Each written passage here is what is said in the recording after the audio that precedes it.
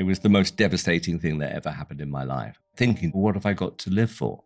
And, oh gosh, I have to give me a minute.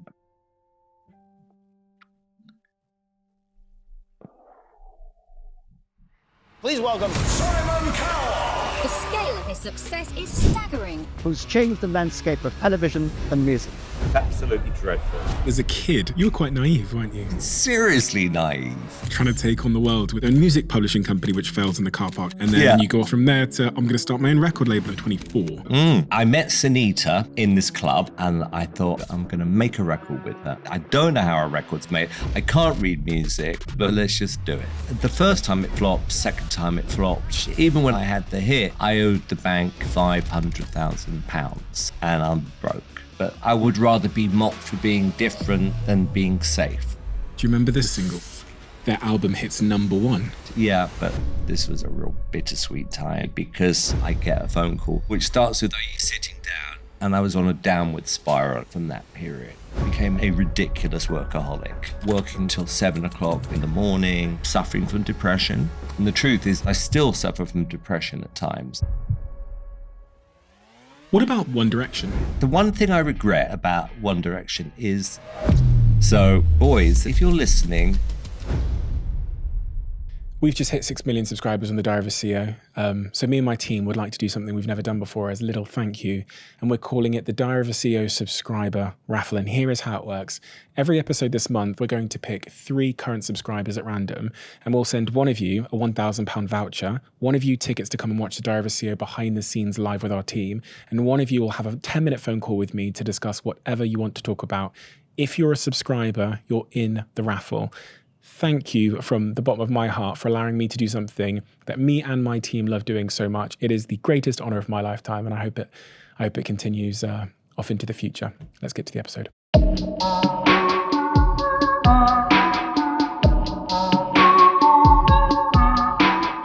Simon, in order to understand the man that sits with me today, what is the early context that I must know about that will help me to understand the Simon Cowell that all of us know so well? What is that early context, that the oven that you were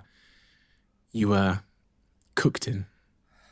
Well, I had a happy childhood.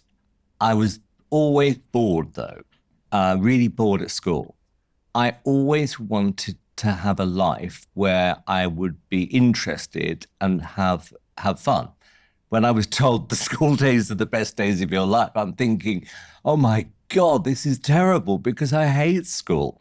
So I was really determined to do something where I would be actually just having fun. That's what I kept thinking to myself.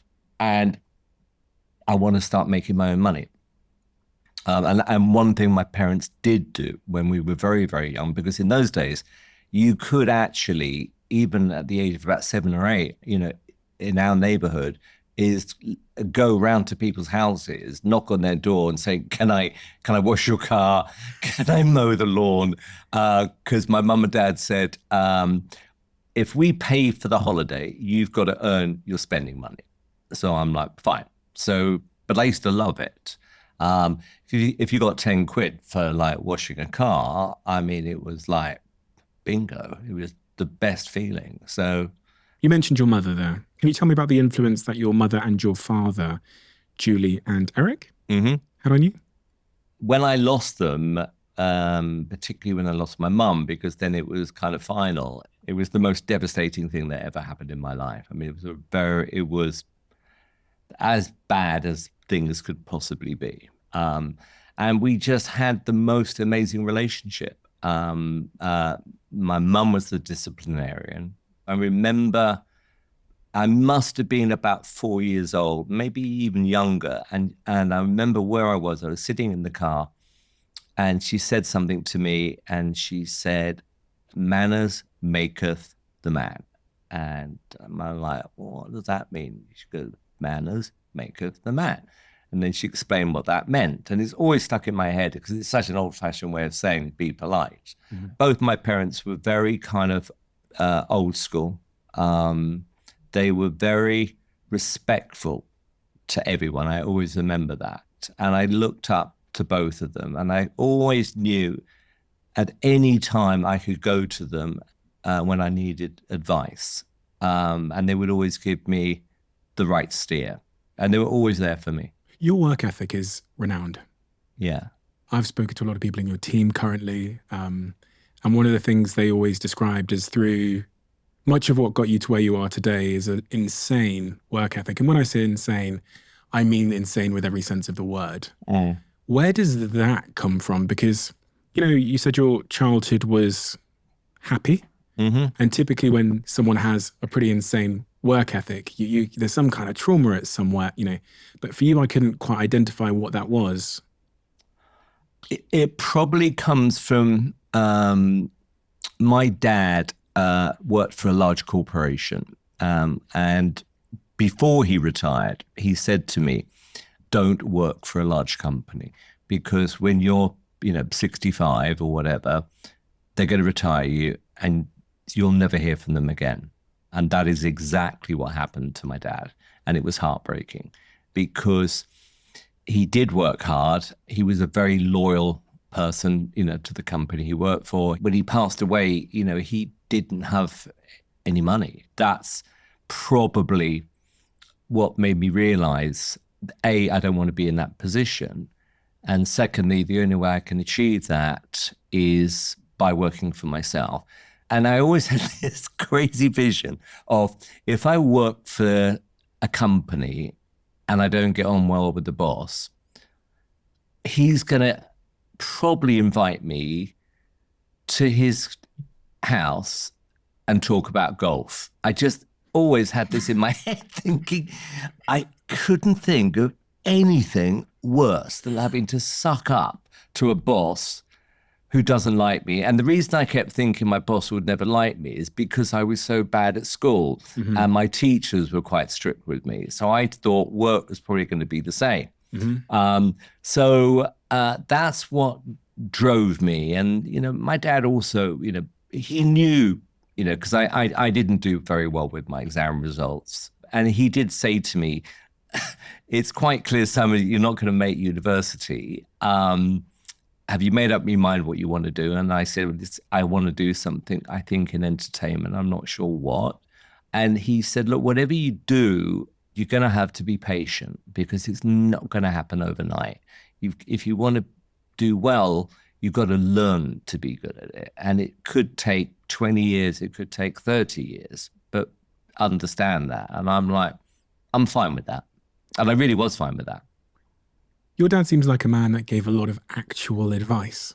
A lot of advice that, frankly, I read your book as well, that you can still remember to this day. Because my parents taught me things, but vicariously by watching them. I can't think of a single sentence that my parents said to me that was advice. But you've got so much advice that you recite from your father, which I think is pretty remarkable. Well, yeah, one of the things that always stuck in my mind, and it was quite an odd thing to say to a 12-year-old, he said, everyone in life, Simon, has a sign on their head and it says, make me feel important. And I want you to think about that. I'm thinking, sign on their head? Well, I have no idea what that means. Why did he say that? Maybe he's had a couple of drinks.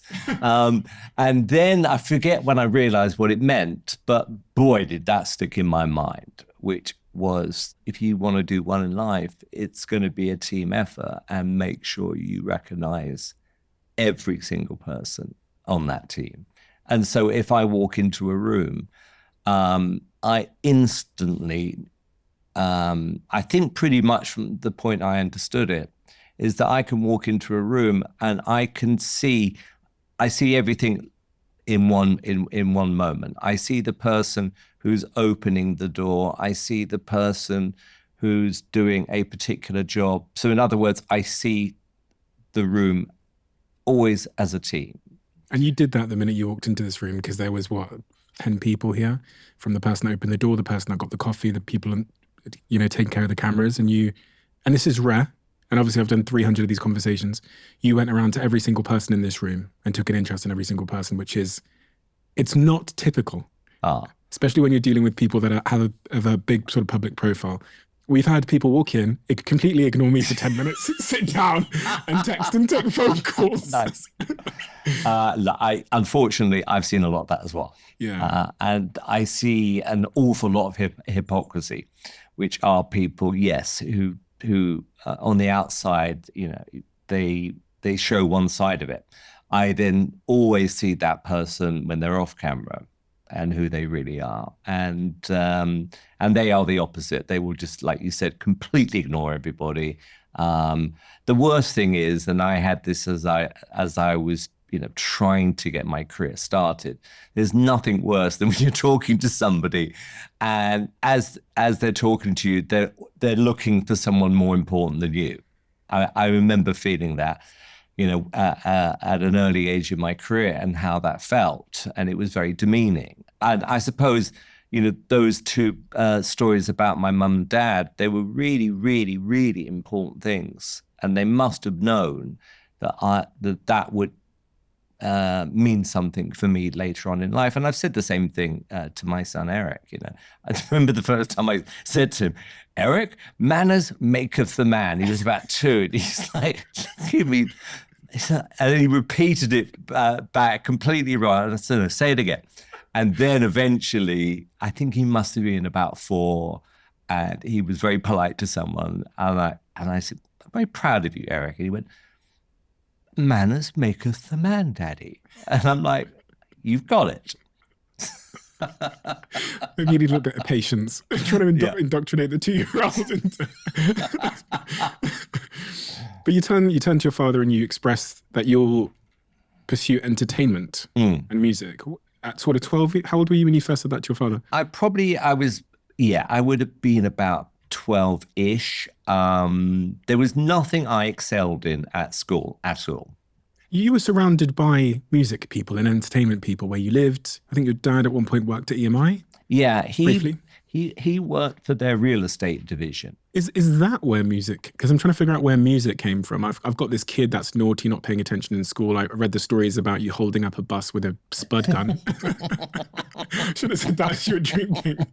But they called the police because you were holding up a bus with a spud gun. And I'm thinking, where does music come into it? Because it doesn't appear that you were playing a huge amount of music. Well, I loved buying records. Yeah. So just, going into a record shop and saving up enough money for to buy a single or an album was just everything. So most of my spending money would go on records. I can vividly remember going into my bedroom with a brand new album and just loving listening to every single track on it. It was such an exciting feeling. So when you leave school and you go off and try and find your own career, you worked a few jobs. You were a trainee at Tesco, I think, at one point. Well, my dad, he said, okay, you failed all your exams twice. So you're going to have to get a job, Simon. And since you're not qualified, what about Tesco's? I don't know where that came from. I'm like, doing what? And he said, well, you could end up maybe managing a store or something. And I'm like, okay. So I turned up at this interview and I remember I wore jeans. And before I even sat down, the guy said, how dare you come in here wearing jeans? And I'm like, I'm sorry. He said, well, how dare you? And I was so annoyed. I said, you know what? I'm really glad I came here because I never want to work for you or your company. And by the way, your office looks like shit. And walked out. So that didn't go down well. My mum made an application for me to work for the civil service. So I was interviewed to be, I think, like a law clerk or something. And they actually had a chart which told you exactly how much money you would make at the age of 64. And I'm like, that's not going to happen. Then my dad thought I should be in the building trade and I was going to have to work at this sort of building site, whatever it was, for 2 years to learn everything. And I thought, no, And then eventually I got a job as a runner at Elstree Studios. And the second I got that job, it was like brilliant. I was so happy. And it was hard work. Why? Why was that job, you described it, I think, as a sliding doors moment in your life. Why was that job, why was that capture your heart? I'd kind of worked out that how to become a director, you have to become a third assistant, second assistant, first assistant, 2 years in editing, suites, blah, blah, blah. And I was up for that. I thought, this is something I think I would love. Unfortunately, the contract I had only lasted for 2 months. And the executive producer was so mean that he said after 2 months, well, that's it, we don't need you anymore. But the PAs liked me so much, they paid for my salary. Really? So but he was so awful, this guy. Every time he would come into the building, I used to have to hide under their desks. And he caught me one day and he said, what are you still doing here? And I said, well, nothing. He said, well, who's paying you? And I said, nobody. And he said, well, you're not allowed to be here. And he threw me out. And then I nearly got a job actually, I was offered a job as a runner on The Shining. They were just making that. I saw the hotel being built on the lot when I was a runner. My mum, at the same time, had made an application for me to work in the post room at EMI Music Publishing. You were how old at this point? I was 16, about 17? 17 at 17. that point, yeah. So I had this choice of I could become a runner at a big film studio on what looked like a great movie, or I could go in the post room at EMI Music Publishing. And something made me go. And I'll tell you what it was. I passed the studio where I was going to work as a runner one particular day. And there was a queue of people just outside the building. And I went up to someone and I said, what's everyone queuing for? And they went, work. And I said, what do you mean? They said, well, no one here is on contract. And when a new production, happens, it's pretty much first come, first served. And I'm thinking, God, this doesn't sound very reliable. I don't like the idea of that. So I think I'll take my chances and I'll work in the music publishing post room.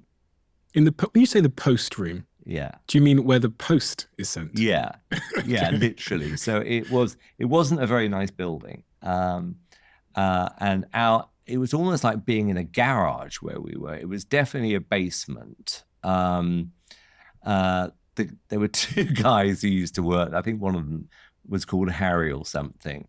They were probably in their mid to late 60s. And I'd turn up all cocky, right, I've got a job at the post room and I'm going to do this and I'm going to do that. And they were like, just make us a cup of tea, son, and blah, blah, blah. But it was good because I did get a chance to understand what everybody did in the company. And I think I was making £18 a week at that point. And as the months wore on, because I thought someone's going to realize that I'm really talented and offer me a great job. And I literally would walk into everyone's offices pretty much every day and say, can I have a better job? And there's nothing going. I literally, even the managing director, I just walked in one day and I said, I'm Simon, blah, blah, blah, blah. Can I have a job because I'm really passionate? And he just threw me out of his office. Were you asking questions about the industry to those people in those offices? Always, yeah. Every time. There were a few people who were really, really kind to me, and they explained what they did. They explained to me how music publishing worked, what they do for the writers, the catalogs, everything. So I started to get an understanding of how the music business worked. I also glimpsed some of the checks that were coming in, being in the mailroom, and my jaw dropped, seeing how much Kate Bush, for instance, earned. It was like, bloody hell. If you do one in this business, there's a lot of money. I had no idea. There's something about that in terms of like career advice, because I really heard that you were, even though you were in the post room, you were peppering people with lots of questions. Yeah. Now there's a lot of, there's a lot of people working a lot of jobs right now who might not have understood the importance of being curious, even if you're at the very start of your career or the bottom of the proverbial ladder. Yeah. But that seemed to be really pivotal, because there's a lot of people that would work in a post room and know nothing else but the post room. Yeah. But Yeah. you were annoying people. I was actually, maybe in a kind of a charmingly annoying way. I was always, very polite. I was very on time. I would always say, here's your mail, sir, ma'am. Is there anything else I can do for you? And while I'm here, blah, blah, blah, blah, blah. And so I was sort of like the company pet. However, it did start to gall on me after a while about how little money I was making and my brother making a lot of money now, being an estate agent. And I wasn't offered a job out of the mailroom. I thought it was going to happen after about a year. After 18 months, nothing. And so I said, right, nothing's happening here. I'm going to become an estate agent. And my dad, because he did have connections with property, he got me to work for a company called Hillier Parker, May and Rowden. Now, even by the name, you can just tell the kind of people who work there. I mean, they were just awful people, really snobby, really mean, really rude. And after a month, my mum said to me, "You're really unhappy, aren't you?" And I said, "Yes, I'm really unhappy. I hate this." And then my dad knew the guy who ran EMI Music Publishing. Now, this is where I was in the post room. And I don't really think he connected me with my dad, because my dad actually said to him, "I can't believe after 18 months, you didn't, give Simon at least a little promotion." He went, "Oh, I didn't realize that was your son," or so he claims. I'll never know. Anyway, the next thing is an opening suddenly arrives, and my mum, I remember her face. She said, "I've got some really exciting news for you." And I said, "What?" She said, "I think there's a better job for you at EMI Music Publishing, and you've got to have an interview." And it was working in the international department of EMI Music Publishing, which basically means that writers that were signed, say in America, Germany, whatever, this department administered their copyrights. Right. And the job that became available was a song plugger, which meant all of the hundreds of thousands, or if not millions of songs they published, my job was to get other people to cover those songs so they could generate more money. Oh, okay. And to do that, it was quite a difficult job because it was the country music division. Now, at that point, country was not very popular in the UK, and a lot of these songs were unknown. And what made it really difficult is that this job was actually promised to somebody else in the company. And obviously it got out that I got the job because my dad helped me get the job. Forgetting the fact I already worked there for 18 months, it just looked like I was given, even though it paid, I think, 30 quid a week or something. It wasn't like a high paid job.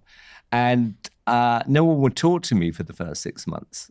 So I'm like, it's terrible. So I locked myself into this room and I just thought, if no one's talking to me, I'm just going to listen to every one of these terrible country songs. And I listened to literally thousands and thousands of songs over 6 months, compiled a list, and then just went out to all the record labels, met up with as many A&R people as I could, and said, "I think I've got a great song here, and it will be perfect for one of your artists." And I did get a lot of the songs covered. Are you 17, 18 years old? I was probably about 18, 19 at that point. And then my boss said, I think you're really bright, Simon. Why don't we start a company together? And I was like, it's a bit early, isn't it? I'm like 19. And he said, I've been here for 16 years.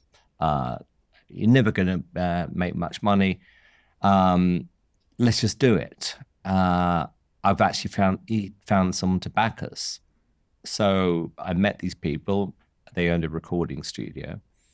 I had a really, really bad feeling. And I said, I don't think I can do this. It's too early. I don't even know what I'm doing at the moment, let alone run my own company. And he said, well, I think you better go and meet these people and tell them that the answer's no. And he did it, you know, he knew what was going to happen because I went and they persuaded me. And I knew I'd made a mistake. So we started this company. We had about £40,000 seed money. Our offices were in an NCP car park. I think it actually used to be a loo. Our office, it was just so bad.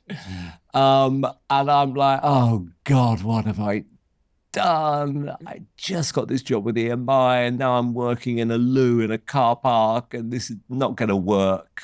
And after about 18 months, I just left. Your own company. Was it ENS? ENS, yeah. Yeah. Alice and Simon, right? Yeah. But then I met somebody who was a manager who managed Hot Gossip.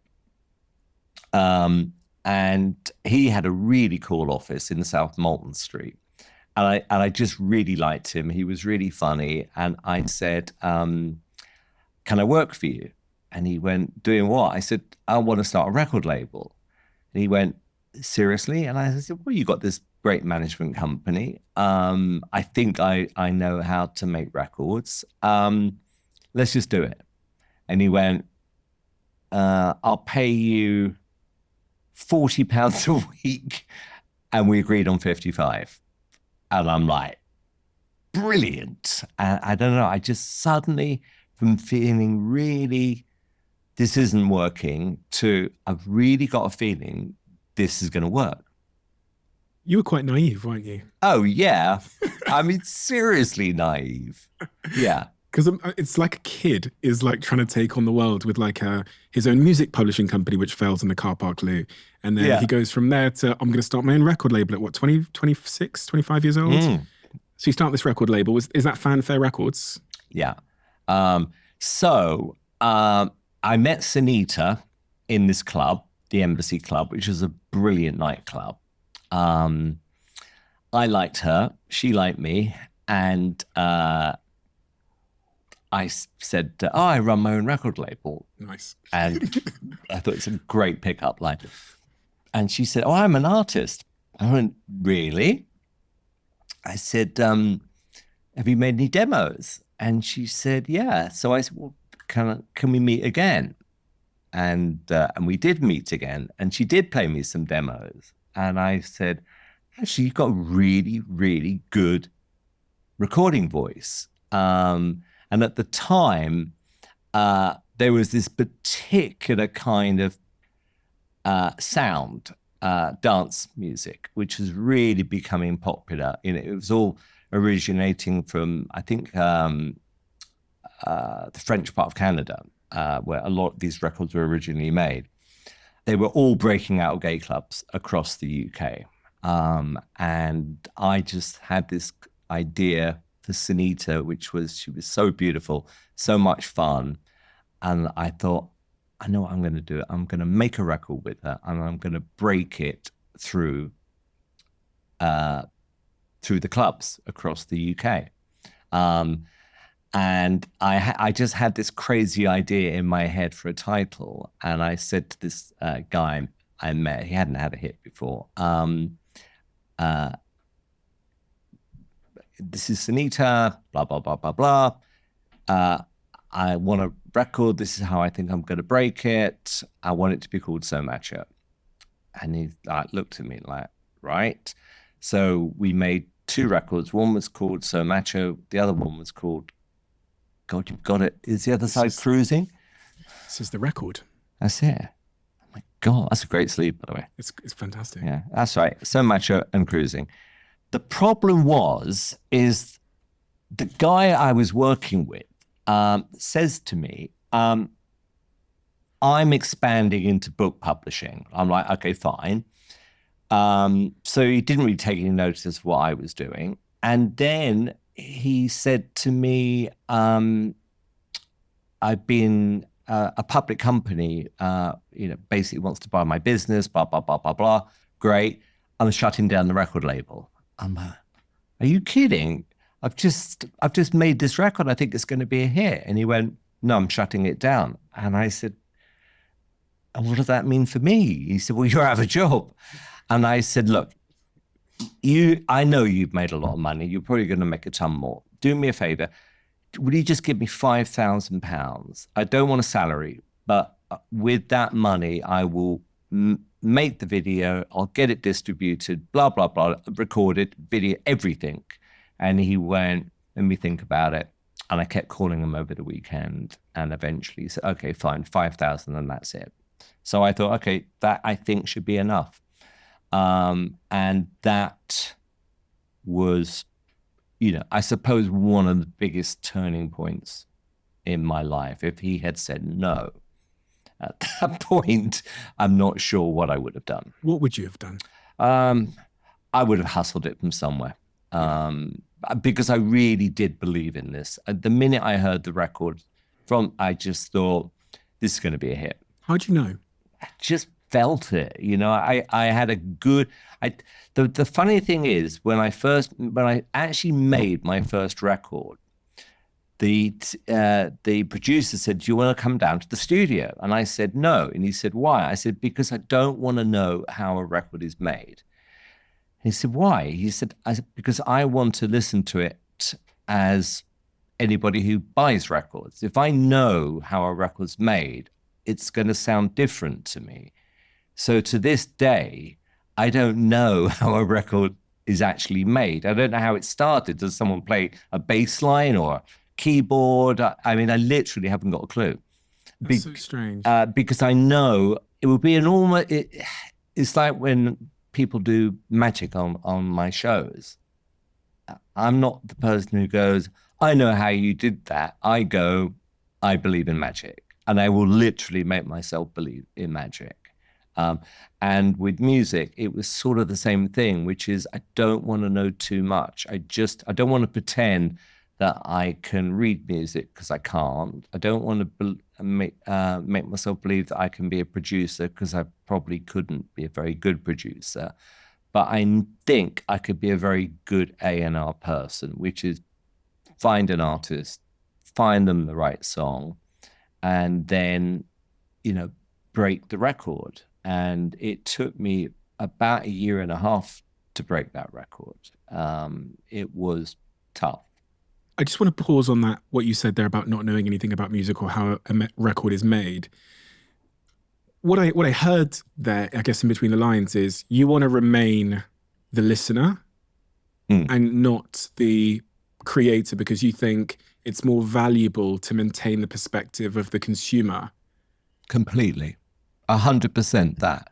I mean, you've hit the nail on the head. This is exactly that. And also, I didn't want to ever, because I'd met some successful producers, over the years, and I had this vision of, because I heard stories of A&R people who went into studios pretending they understood how to make a record and hadn't got a clue. In fact, one guy actually had literally a piece of metal, like a train track or something, literally a piece of iron, and he had it on his studio wall, and he called it the whackometer because all these idiot A&R guys used to come in, I don't really like the mix of the record, and he'd go, I know exactly what you mean. Let me just adjust this.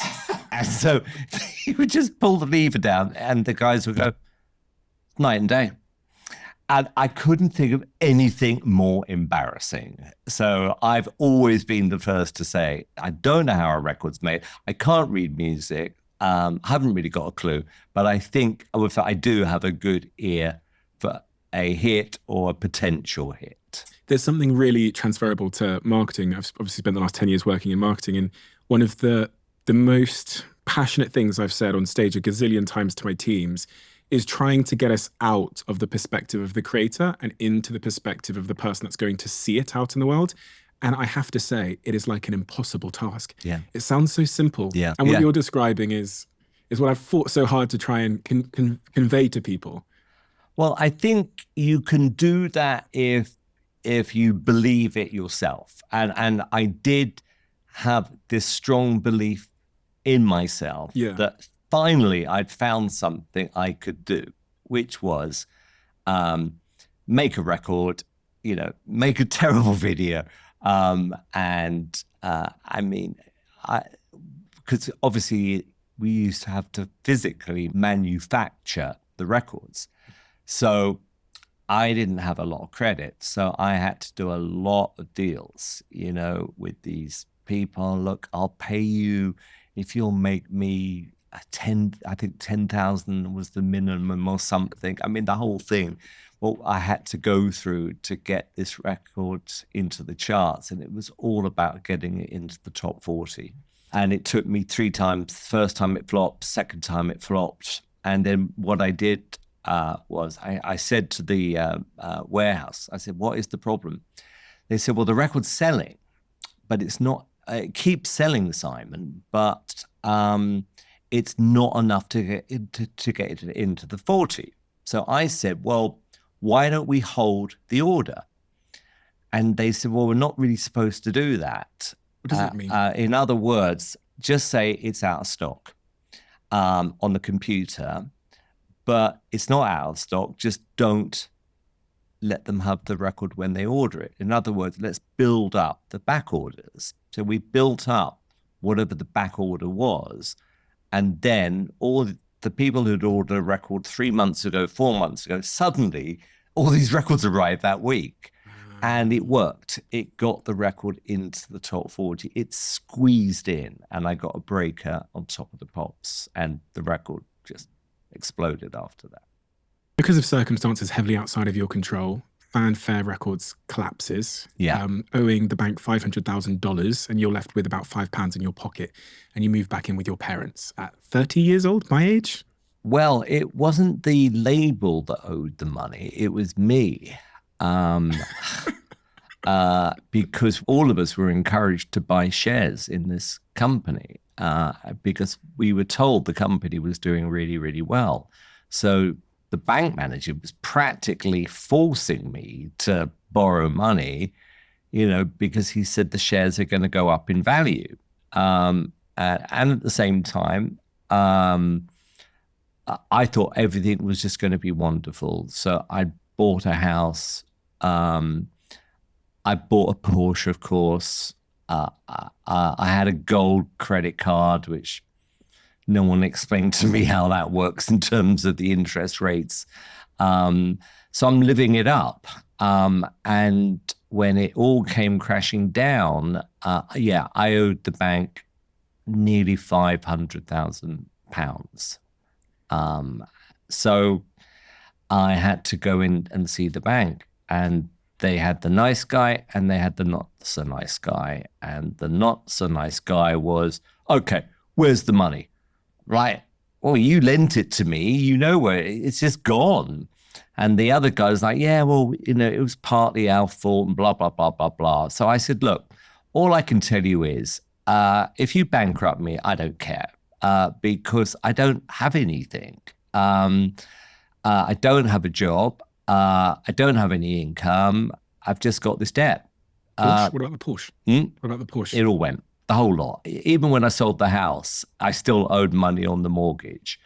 So I was on paper bankrupt, yes. So I moved back in with my mum and dad, and that was really told me what great people they were, because there wasn't one moment where either of them said, you failed or this or that. It was like, it's a life lesson, Simon, and you'll get over it. And I managed to find a bank, amazingly, to lend me, because I negotiated the debt down. We worked out what the interest was over the period of time, what the capital sum was, and then I got them to half that, and I said, somehow I'll pay it back to you. So I found another bank who just backed me. I just sold myself, and I said, look, my first record I ever made went to number 2, whatever it was in the chart, sold 1 million copies.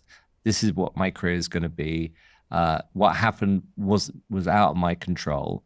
And he said, I don't know, I've got a feeling about you. I'm prepared to lend you some money to pay back the other bank, which meant I didn't become bankrupt. So I went back to live with my mum and dad. And it was actually quite an interesting time, because I remember, and I've told this story a lot, is that I had to get from a particular destination in the West End to where my parents lived. And I had about £5 cash.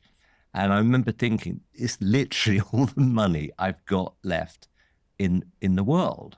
And I'm not sure the £5's going to cover the taxi ride home.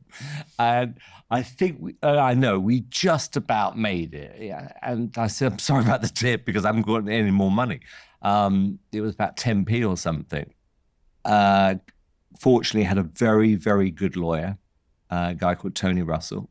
And I said to Tony, look, I'm not in a great place. I'd met him actually because he represented George Michael, and he sued me when I'd made a mega mix of, which we used to do. We used to literally get in session singers and say Kylie Minogue, just record 8 Kylie Minogue records with someone who sounded like Kylie Minogue, mix them. So we used to call them mega mixes. Mm-hmm. And they'd sell about 10, 20,000 copies. We used to export them all over the world. I did a Wham one. We got sued by George Michael. That's how I met my lawyer, because he was representing George. And I said, I'd rather you represent me next time. And he was brilliant, because he said, look, I think, Simon, weirdly, what's happened to you is the best thing that's ever happened. And I said, why? I said, I'm broke. I don't have a job. He said, but you succeeded so far, Simon, with everything you put out, because I have had, success with some other records along the way. He said, I think you should get a label deal, which means that you own part of the company with a major label. So I'm like, okay, if you can get me on, brilliant. And we went to meet 2 companies on the same day, BMG and Universal. And literally that day, at the end of the day, Tony calls me. He said, I've had 2 calls. I went, go on. Universal has said no. I'm like, shit. BMG has said yes. I'm like, seriously? There's a caveat. You've got 1 year, and within that 1 year, you've got to sell X amount of records. And I'm like, I'll do it.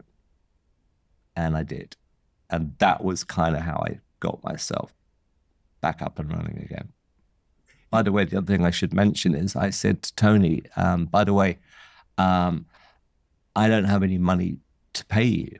The lawyer. The lawyer. I said, so, I'm not sure I can afford you. And he said, well, I believe in you, Simon. I think one day you will end up repaying me. And I'll always remember that.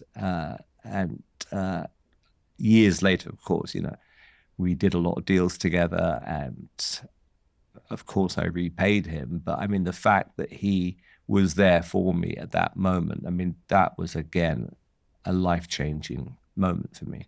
There's these people throughout your story that seem to be so critical, mentors, people that were there to catch you when you fell and treated you in a pleasant way. One of those as well was Peter Waterman. Mm.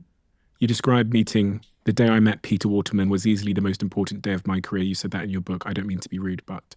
Well, it was because I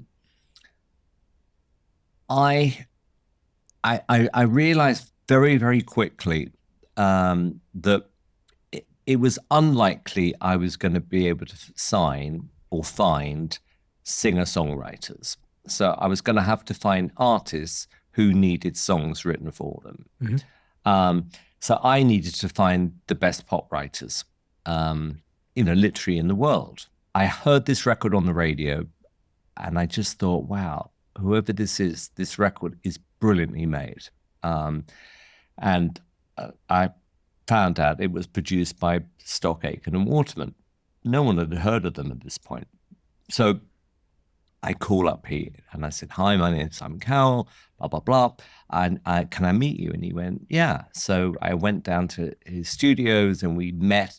We were sitting on these literally wooden boxes. The studio was like a real mess. And I said, I've got this record I'm about to put out. And he put on So Macho, took it off.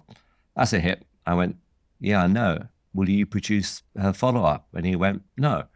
I said, what do you mean no? I thought I was doing him a favor. And he went, I'm too busy. And I said, doing what? I mean, literally the place was falling apart. And he gave me this awful wink. He went, you'll see. And then the next 3 to 6 months, the whole Stock Aitken and Waterman explosion just happened. Because obviously Pete had been making other records in the meantime, which no one had heard.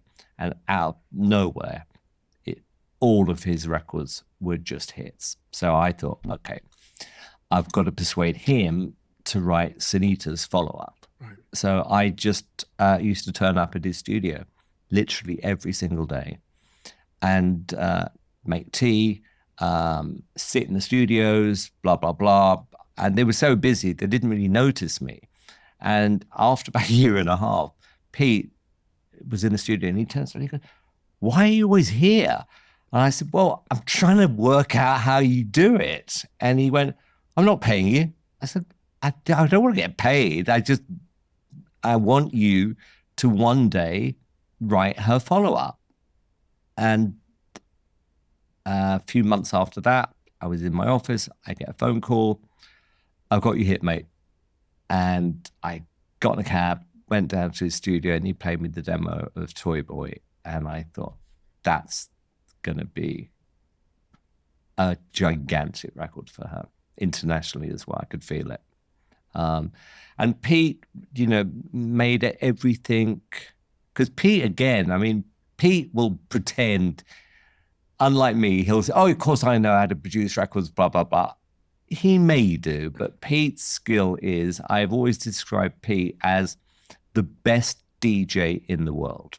He could go to any city in England at 1 a.m. and he would know instinctively what records to play to the audience that were in that venue. Mm-hmm. And he made everything simple, which is you find a great artist and you match them with a great pop record.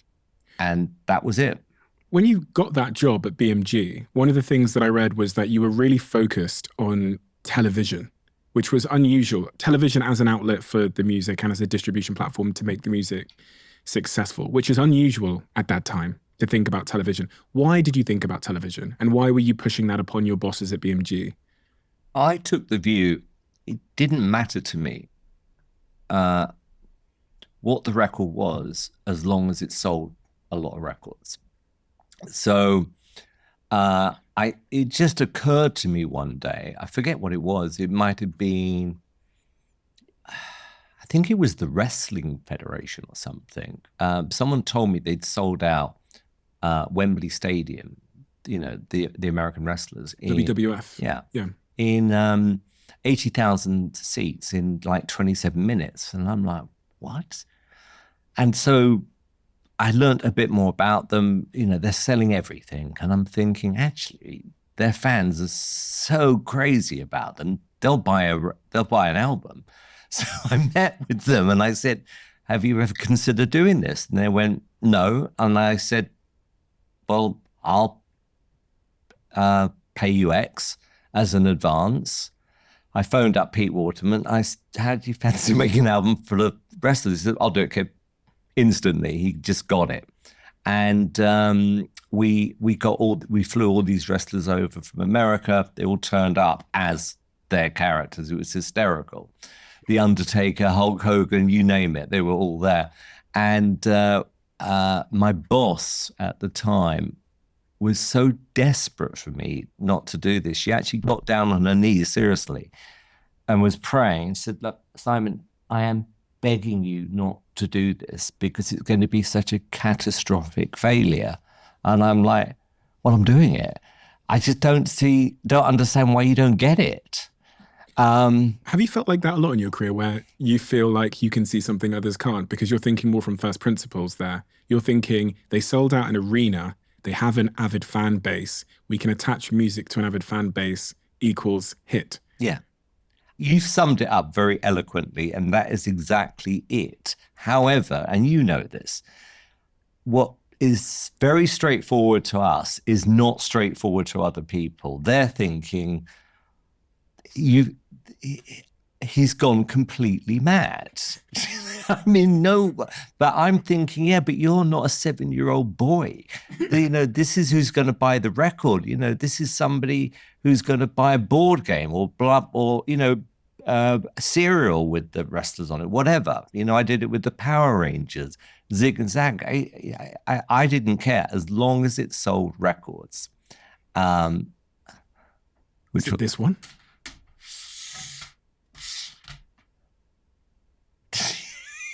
That's it. It's brilliant. Oh my God. We had so much fun doing this. We really, really, really did. And you know what was interesting is actually when I made the video, I kind of turned myself into a kid again, because you sort of have to believe it for it to work, because I treated it as if this was a serious record. The record had to be a great record. Doesn't this go back to what you said earlier on about being able to embody the listener consumer? Yeah. Yeah. Because your boss at the record label there was saying, no, this is not how it's done. This is not what we do here.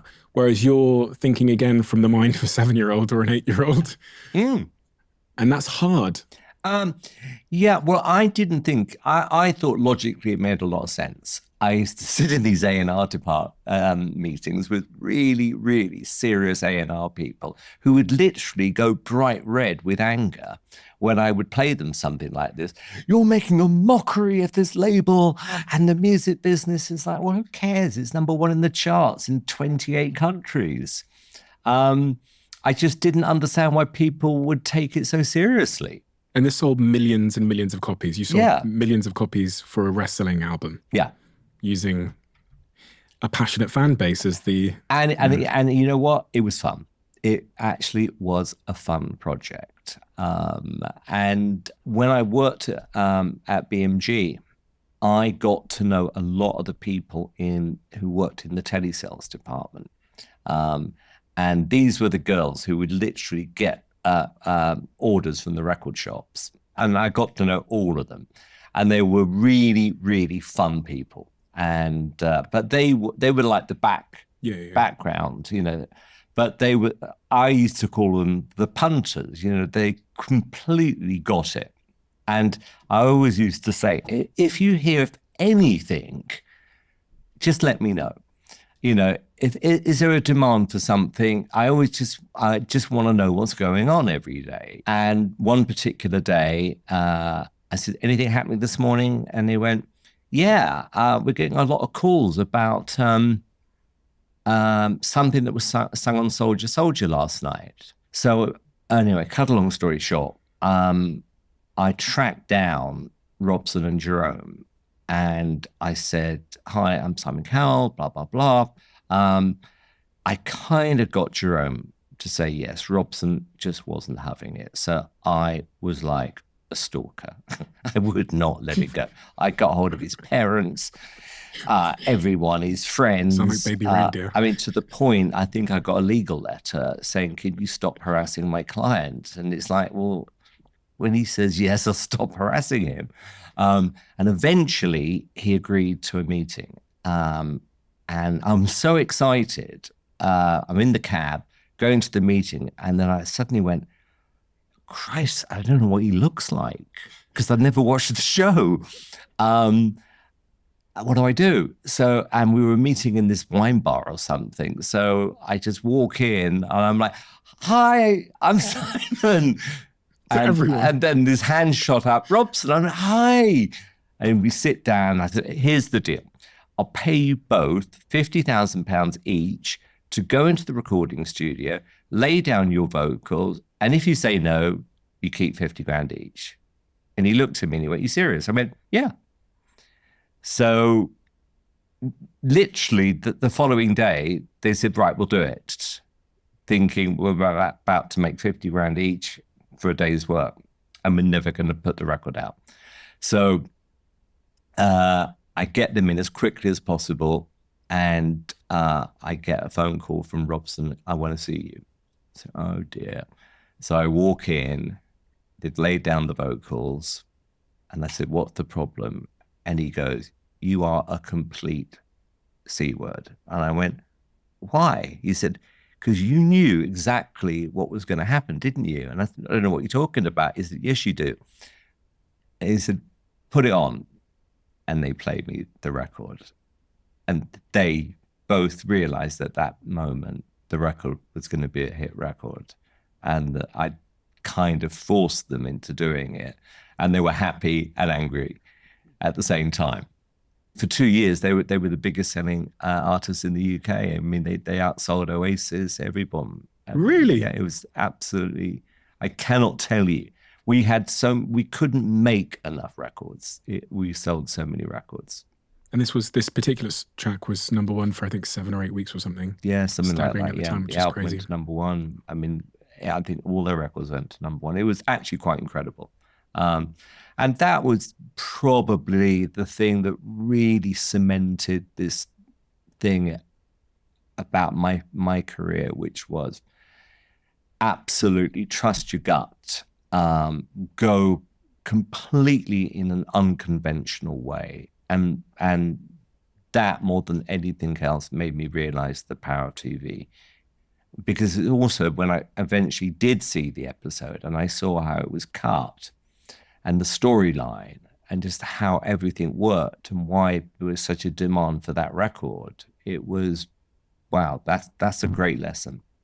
But Simon, what about if your gut is wrong? Because you've worked with people that trust their gut and they're continually wrong, that they just don't have it. They just don't have it, right? Yeah. Whether they're musicians or they're A&Rs, you know, there'll be a lot of people listening now that are like, okay, Simon said, trust my taste, trust my gut, just go for it. And then in reality that they, you know, it's a question of like self-awareness, I guess, which is difficult. Well, I can relate to what is happening to a lot of people in the music business right now, which is the frustration they must feel, which is, I'm talented, I've uploaded my music, and I'm not getting anywhere. What do I do next? And I know what that feeling is. And what I decided to do was, why don't I go in a slightly different direction from everybody else? I don't want to be part of the herd. If I follow everyone else, I'm just going to be a sheep. And I don't want to be a sheep. I'd rather be somebody slightly unusual, but successful, rather than safe, cool, whatever. So I always say, particularly today, you've got to make noise amongst the noise. And that means, you know, do your research. You know, if you're going to cover a song, don't copy the original. You know, find a song that could have been written 12 months ago, but actually was written 30 years ago. And rearrange the song, do something different with it. You know, there's so many things you can do which are different to what other people are doing. And because that really is about getting your first step on the ladder, which is prove that you can make some noise amongst everybody else. And I do know what that feeling of frustration felt like. However, it's also about trusting your gut as well. When you make noise amongst the noise, there's a cost. And you talked a little bit about the cost of that. It's the skepticism, it's the negativity, it's the criticism, it's the get back in line. And a lot of people, especially if they weren't rebellious kids that had a problem with authority and such, can't deal with straying from the conventional path where other people have walked, the blueprint, how things have always been done. You have to go through the thorns, through the bushes. Yeah. And it takes a certain type of rebel, one of which is sat in front of me, that is willing to go through the thorns in life. Yeah. And don't be afraid of what other people say about you for doing that, because, when people say it's not cool or whatever, well, who defines what is cool or what isn't cool? This is just about you, your career, your passion. And if other people, mock you for being different, then I would rather be mocked for being different than being safe.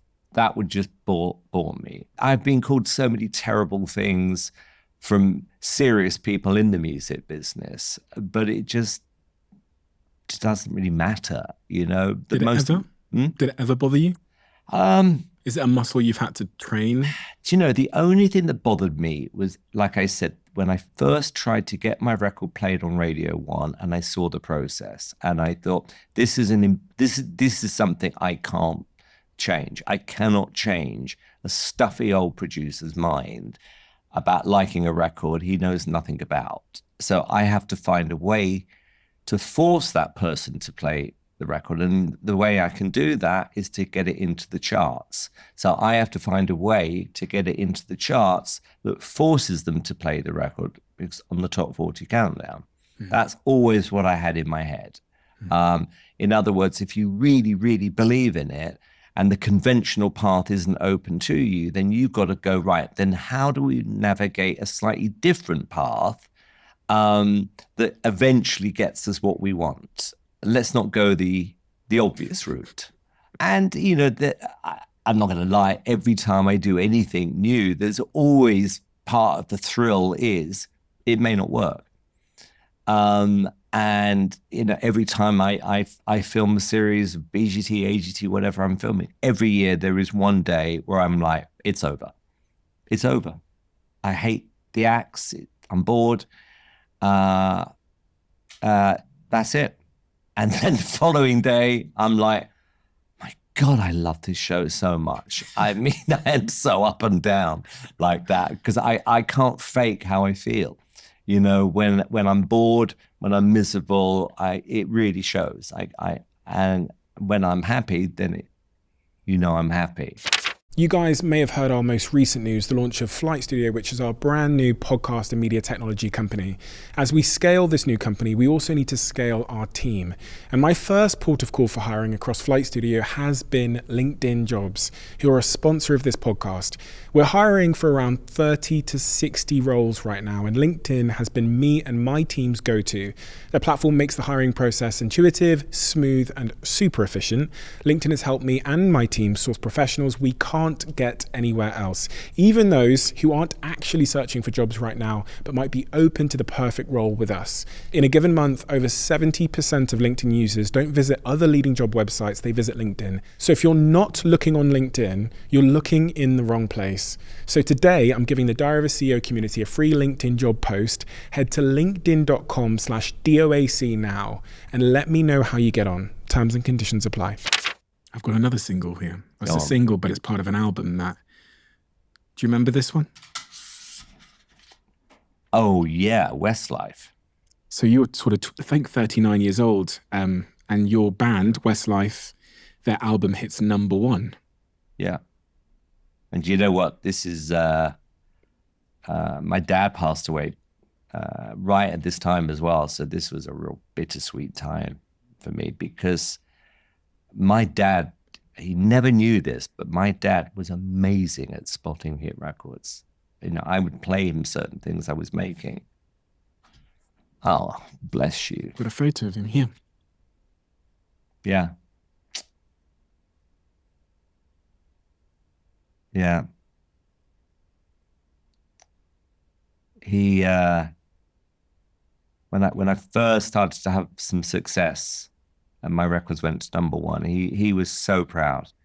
And he, again, when I signed this band, he said, I think they were going to be huge for you, Simon.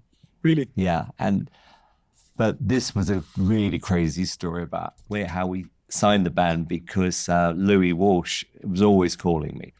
I've got the best band in the world. I've got the best band in the world. And I said, okay, Louis, okay. I'll come to Dublin. I went to Dublin. He showcases this band. I absolutely cannot bear them. And I said, this is never going to work. They just don't look right, Louis. I don't think, the answer's no. I think a couple of them are okay. You're wrong. I said, okay, fine, I'm wrong, but I'm not signing them. And then 3 months later, he calls me and he goes, I've taken your advice. Would you fly back? And I'm like, okay. So I fly back.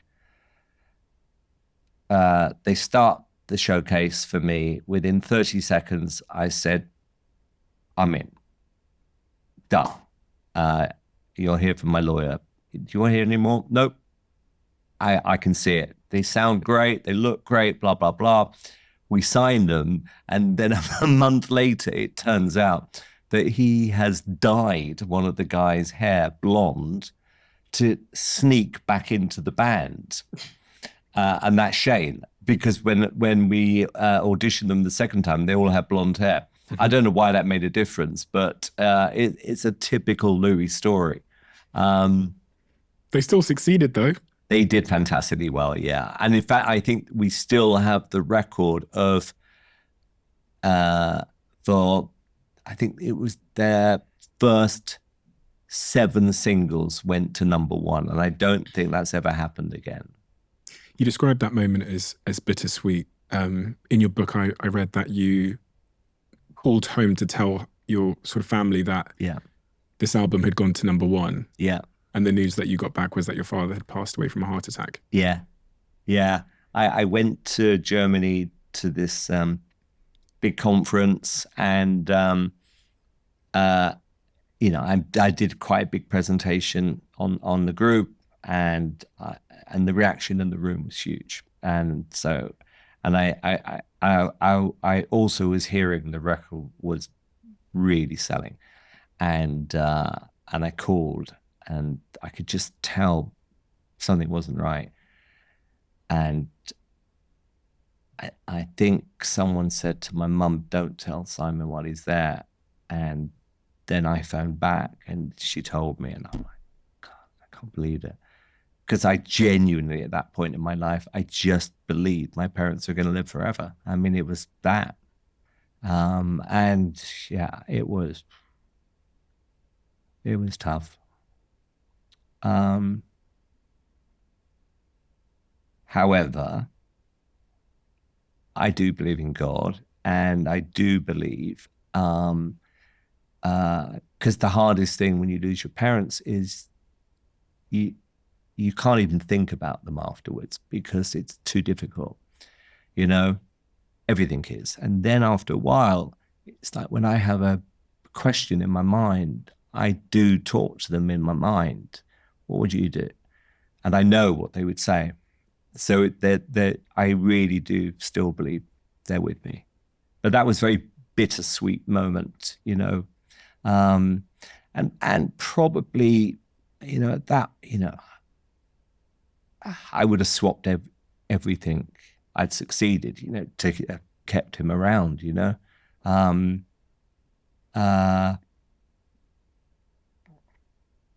and all the things that, he taught me over the years, it all just, it was the longest trip home from America. That flight, it was bad.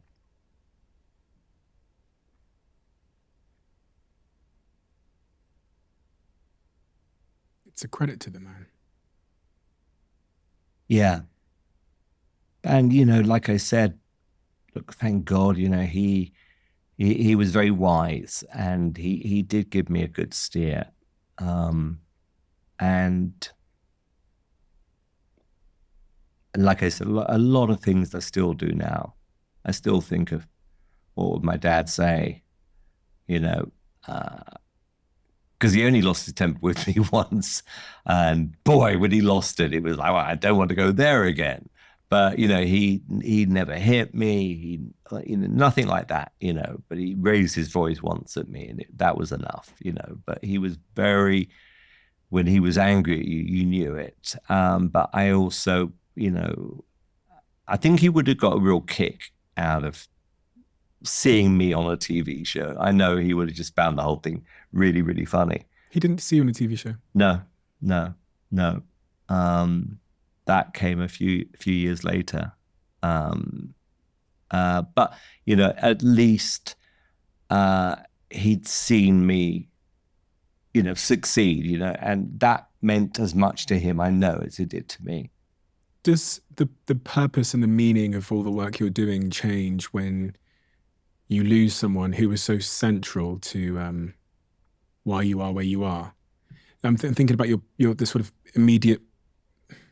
People often describe they understand the nature of what their priorities should have been in their life when they experience the loss of a parent. Because you're right, we grew up, and even now, it's almost like I think my parents are going to live forever. Yeah, it hasn't crossed my mind. I'm living my life as if they're going to live forever. Yeah. Well, like I said, having gone through, you know, which was no question in my losing, you know, both my parents was the hardest thing that ever happened to me. But I can sit here and honestly look you in the eye now and say, because everyone says, you know, when you lose them, you know, in time it'll get better. And you think, no, it won't.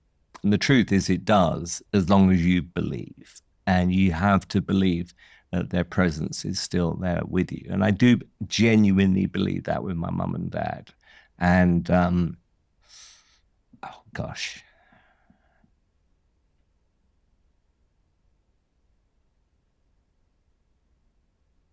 I have to give you a minute.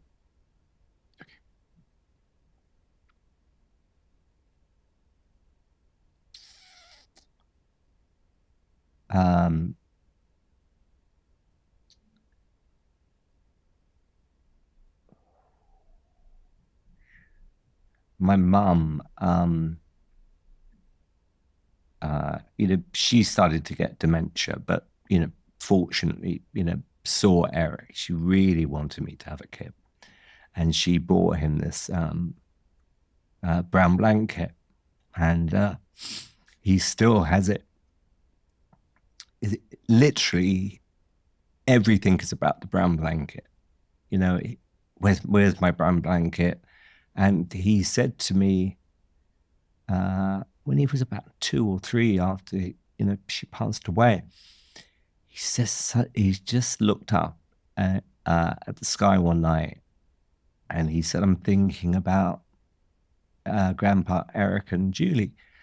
And it was just the way he said it. It was like, gosh, why would you say that now? And that's when I genuinely really started to believe they are still somehow with us. You know, it's not a total loss.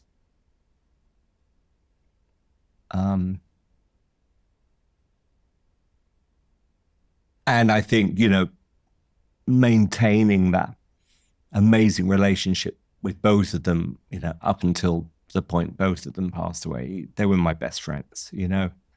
I could tell them anything. We could talk about anything. And, you know, it's how I feel for Eric, you know, it's just that pure love, you know, they just want the best for you. And in return, you feel the same about them. And it's how I feel about Eric, you know, it's everything starts to become full circle, thank God, you know. You described the loss of your father in an interview in your book where you said it put everything into perspective. All the things I thought were important, chart positions, doing showcases with the band and everything else, none of it meant anything anymore. Yeah, it's true. Really? Yeah, genuinely. I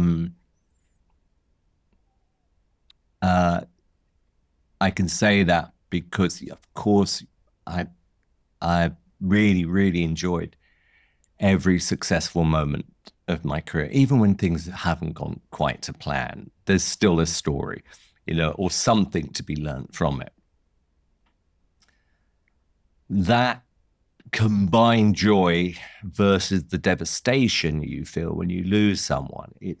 There is, you know, it really is meaningless. Your life really seemed to change drastically when Eric was born. Yes. I think that's even like a bit of an understatement, because Yeah. when I speak to your team about Simon pre-Eric, they describe a man that is a workaholic, to say the least. I was reading about you staying up till 8 a.m. in the morning frequently to work, and Yeah. just this absolute obsession with detail and working Sunday, Saturday, Yeah. calling people at all hours. True. Pre-Eric Simon, give me a true reflection of that man. If I was a fly on the wall in his life, what was I seeing every day? Well, I think particularly when I lost my mum, I just was on a downward spiral at that point. You know, it was like I lost everyone. I've lost my parent, this finality now, and what I said about the material things I've got, everything just meant nothing at that point. I was desperately unhappy. I wasn't particularly enjoying my work, and I just thought, you know what, I'm just going to become a vampire then. And I would work through till 7 o'clock, 8 o'clock in the morning. I would wake up at 2 or 3 in the afternoon, and I actually got addicted to that kind of lifestyle, which was I just loved the intensity of it was almost like, because of the loss I'd had, I've got to find something else to fill it. And it was, I'm just going to become a ridiculous workaholic. And I was very successful, but I wasn't happy. Really, really wasn't happy.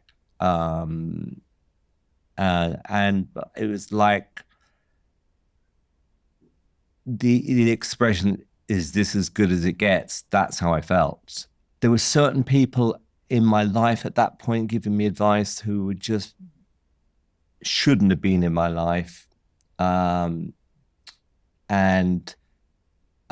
then when I got the call from Lauren, any call which starts with, "Are you sitting down?" You know what's coming next. It was like, "Are you sitting down?"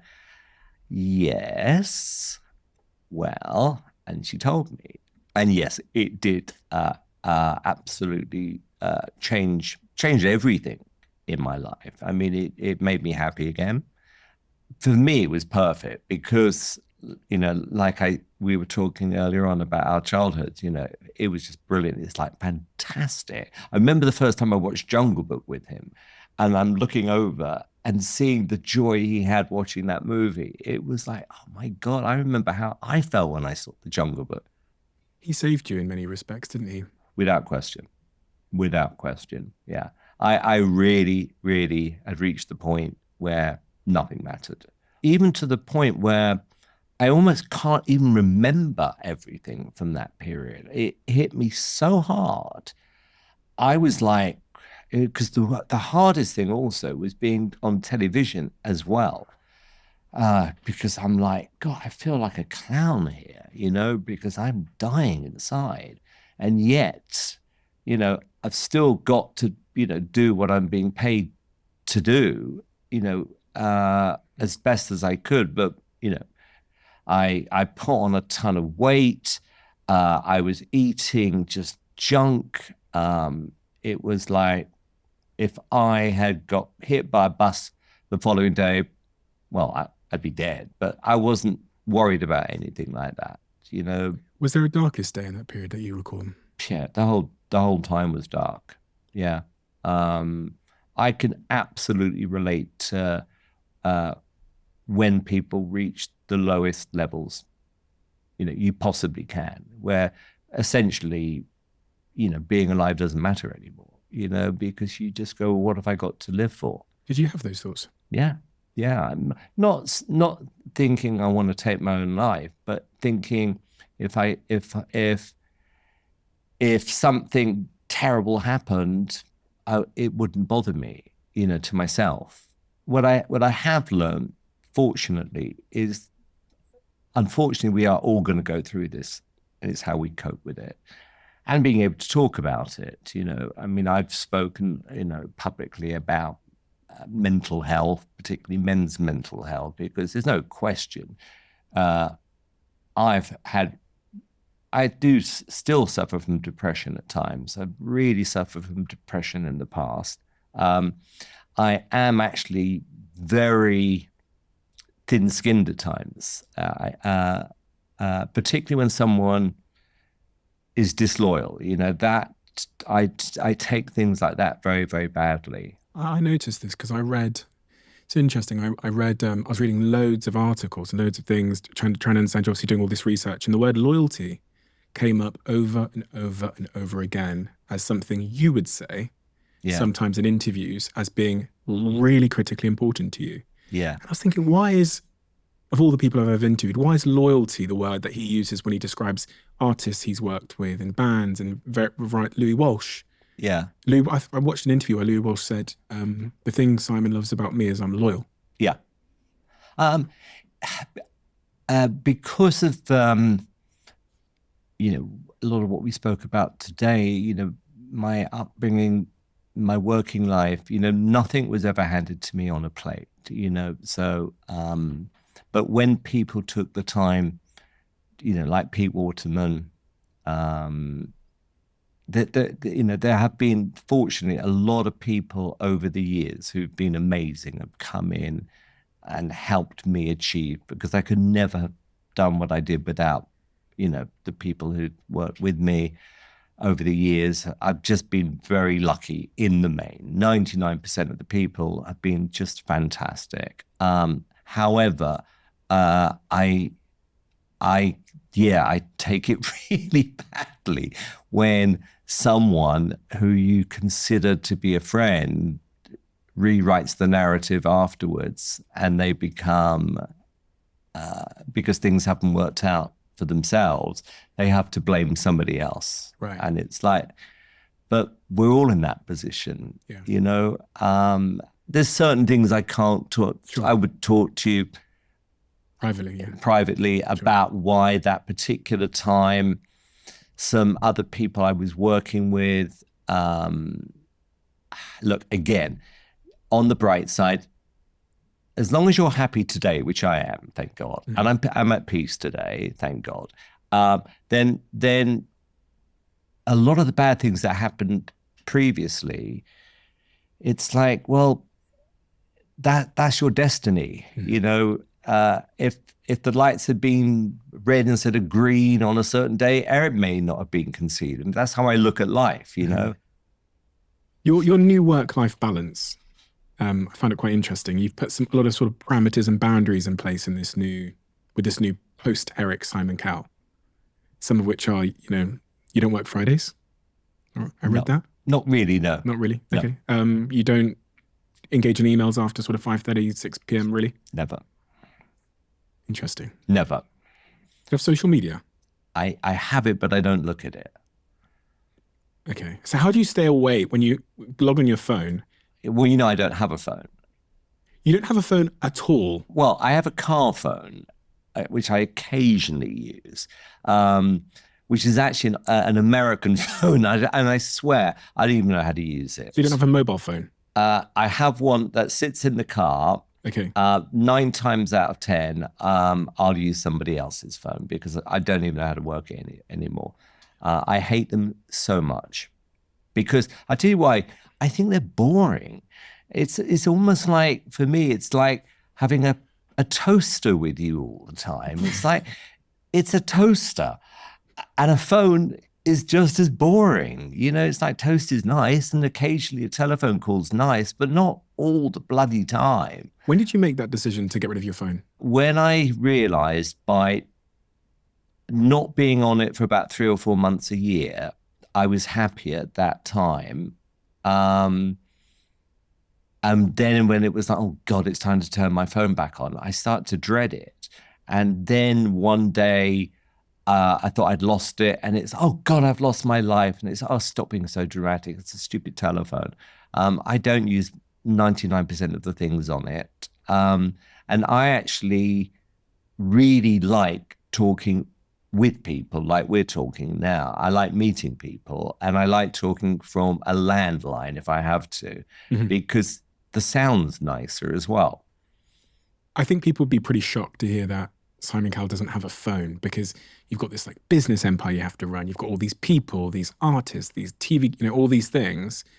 How do you navigate? Like, I'd have like an existential crisis if someone told me that I had to get rid of my phone, because I think, well, my business is going to crumble, or obviously it depends what you do. For what I do, weirdly, it kind of helps because you hear about the important things in life. You don't hear about the unimportant things. And that's the best way, I suppose, describing the advantages. So when something really serious happens, within seconds, you'll hear about it. When it's just some piece of gossip or something, which I'm really not interested in, and someone said, did you hear about so-and-so? It's like, no, and I'm not interested because I'm not. So if someone has to get hold of you, how do they contact you? I always say, honestly, if you want to get hold of me and you know me, you'll get hold of me. You just will. Good luck. Promise. You really will. You will get hold of me. Obviously, I have a PA. I have a partner. I have friends. How does she get hold of you? She calls me at home, and it drives her crazy. But what would you say to the workaholics out there, including me, that haven't quite yet had life teach us the hard way? Oh my God, I don't know where to start. Like, what would you say to Simon at 31 years old, which is how old I am? Simon at 31. Well, I would say work out genuinely from the good things that have happened. How much time are you spending time on where your gut is telling you this isn't worth the effort? But your ego is sort of saying, but it's your idea, so it must work. There are always going to be moments where you have made the wrong decision. And sometimes it's bailing out earlier than you should, rather than let's just hang on to that. Or also understanding that certainly when you're doing something creative, I believe that you can only really be creative when you're not tired. I'm certainly at my best when I've slept well, I'm feeling fit, I'm feeling happy, then I'm in a completely different mindset. I would, because I still see each episode before it goes out about 3 or 4 times. So don't forget, these episodes are about the length of a movie. So I'm watching the equivalent of 2 movies a week. Every second, every sound cue, every audience shot. I mean, it's the focus you've got to give it. It's unbelievable. So I think I would have said, you know what, Simon, why don't you enjoy what you're doing a little bit more? Is the 5th day going to really make a difference if you're working better on the 4 days? It's not really going to make any difference, is the truth. By the way, it's much more fun having a 3-day weekend than a 2-day weekend. It's just stuff like that, I suppose. Did you used to think that if other people weren't working at the same tenacity as you, they weren't as interested, or they, because I'm thinking about how you now interact with the people you work with. If back then you're working till 8 a.m. in the morning, I imagine you're dragging a lot of people with you. Yes, I was. I laugh about it. It's so funny. Yeah, I did drag a few people along with me, and I apologize. Having said that, one thing you can't escape is that to be good at anything, you got to put the hours in. It is hard work. I mean, look, yes, people win the lottery. You hear about these crazy success stories, but they are one in literally a billion. I mean, for me, the majority of people I've met who haven't inherited anything, but have just built something on their own. They've done it because they're talented, they've got great instincts, and importantly, they have really, really put the hours in. Because if somebody, comes to work for me at, say, 21 years old and says, 5:30, right, I'm off, and don't bother calling me on the weekend, I'm going to go, well, I'm not going to bet the house on you.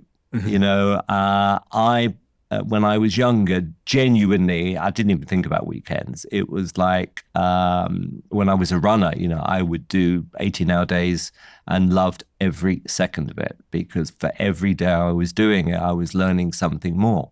And then I think, there is a point where when hopefully you realize that you've kind of got your groove, you know what you're doing, you're being successful, you've got a good team around you, then I think it's a question of, okay, well then don't kill yourself in the process.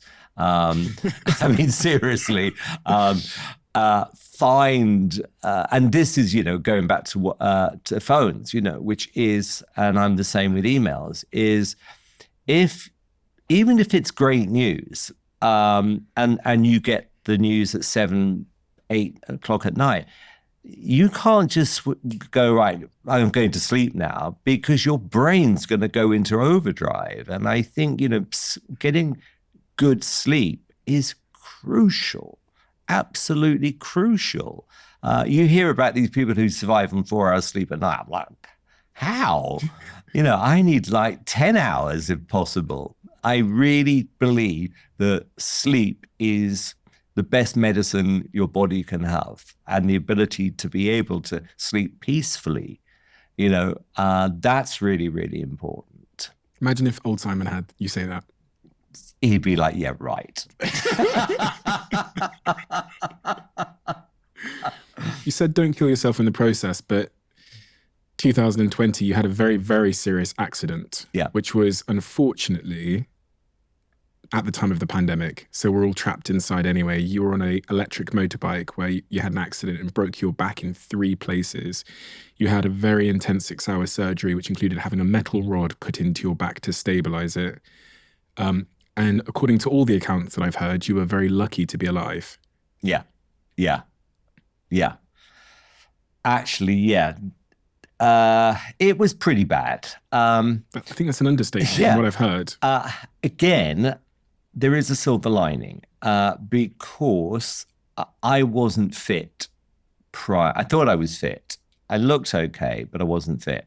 I was really getting up.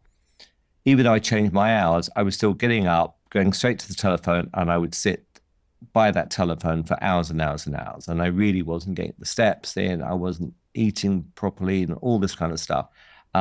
So once it was a bad accident, and I knew it was bad the second it happened. And the recovery was pretty difficult. However, I had a fantastic nurse, and she was like, how a cuckoo just pushes the bird out. Mm-hmm. She just one day said to me, just get out into your garden, and you can walk 20 paces, just do it. And I did it, and it was hard. And then I just built up. And then I started to build up my step count over time. And then when I really had to put the proper steps in per day, my feet were just like ragged, because they weren't used to walking.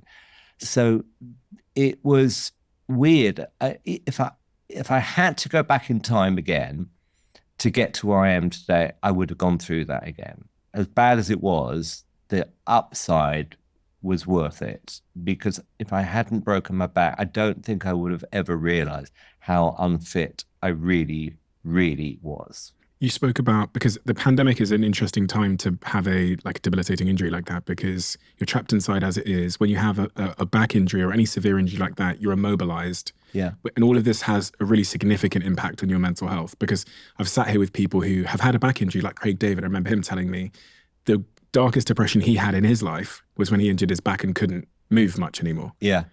And how that has a knock-on effect of all things. But then you have the pandemic as well, which is keeping you indoors. And I heard you're inside for a long period of time because of that injury, because of the pandemic. You stayed in your house there for a long time. Was it almost a year or something Yeah, crazy? nearly a year. What was, if I was a fly on the wall in that house during that time, what would I have seen?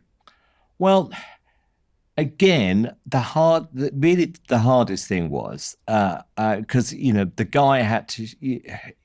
It got so bad, I had to sign a form, just before I had the operation, which was, if this doesn't work out, will you allow us to switch to the machine? Or I'm like, well, that's encouraging just before I'm about to go under.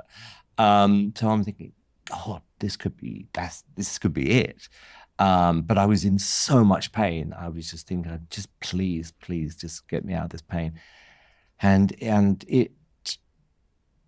the first 3 days afterwards, I was like, actually, it's painful, but not as bad as I thought. And the doctor said, yeah, you've got pain receptors in your spine right now. They're going to wear off in a couple of days. Get ready.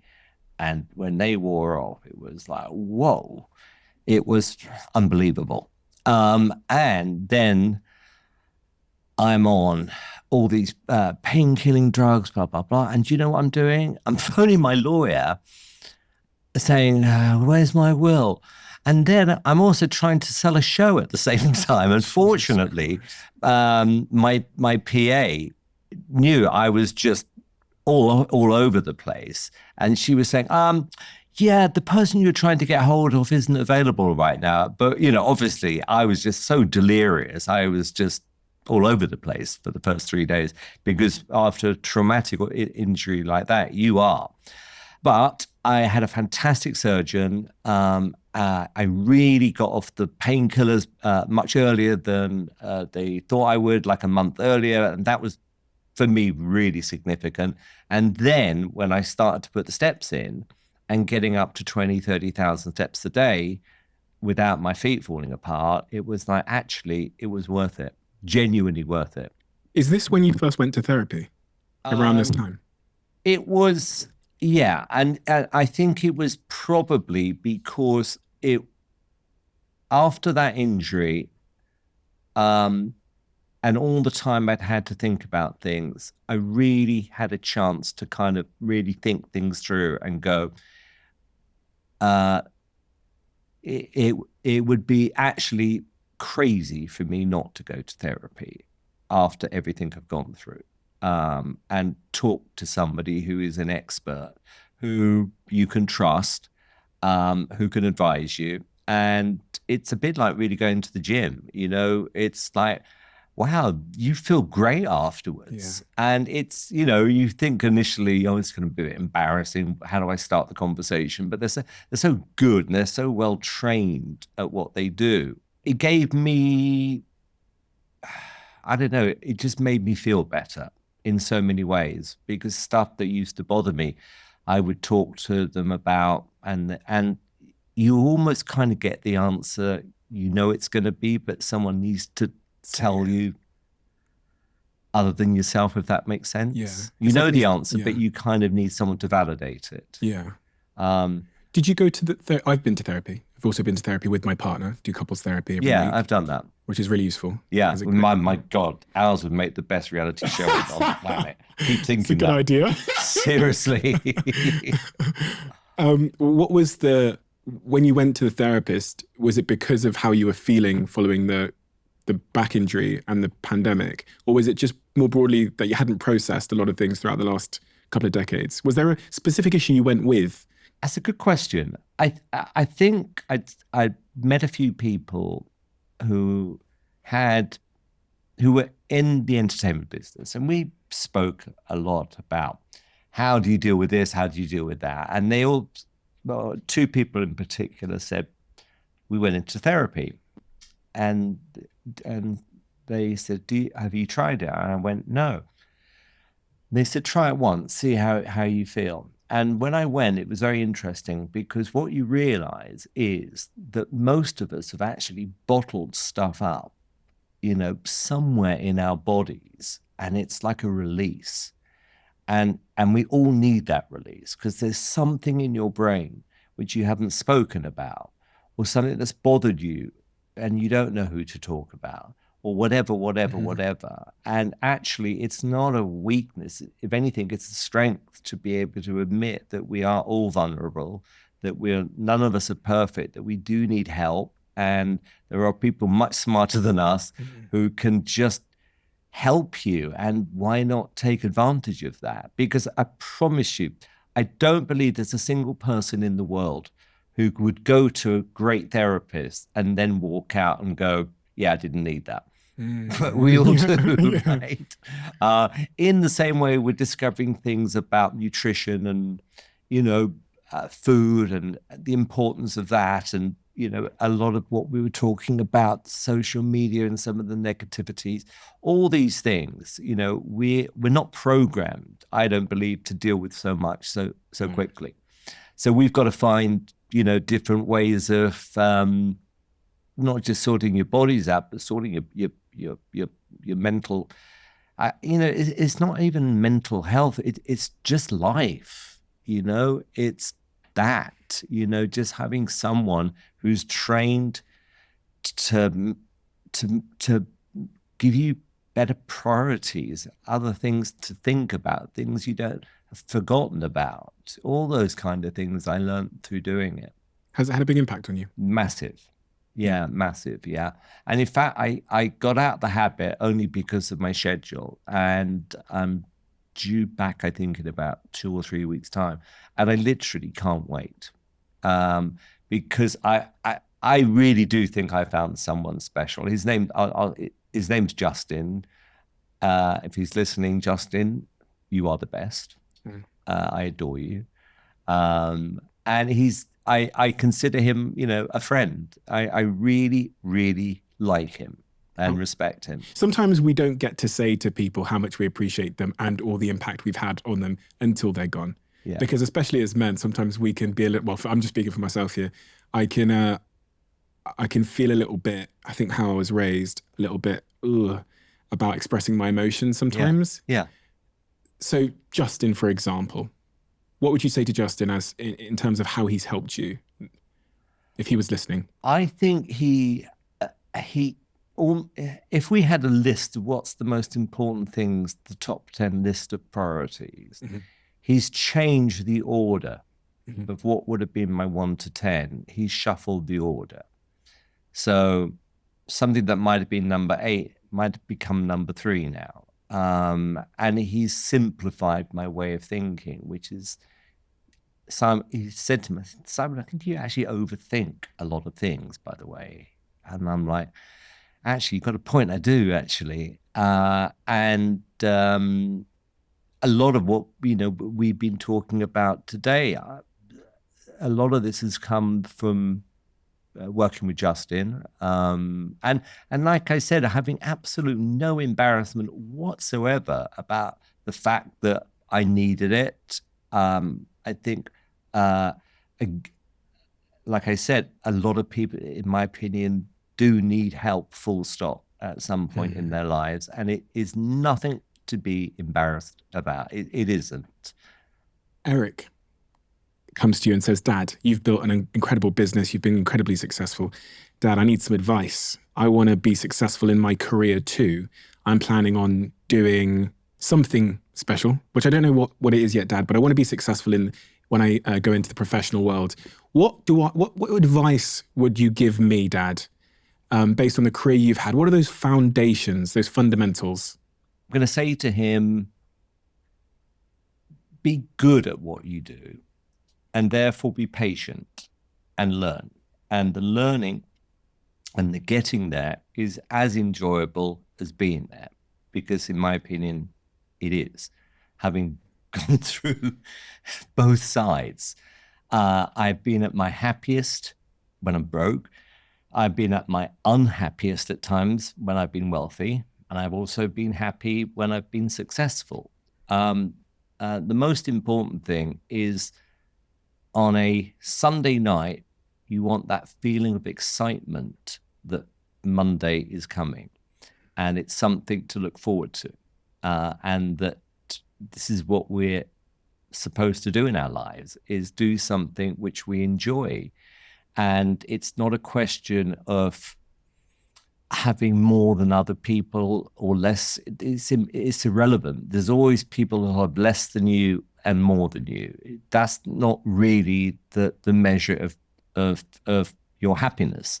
Your happiness stems from achieving something, believing in something, and just loving what you do.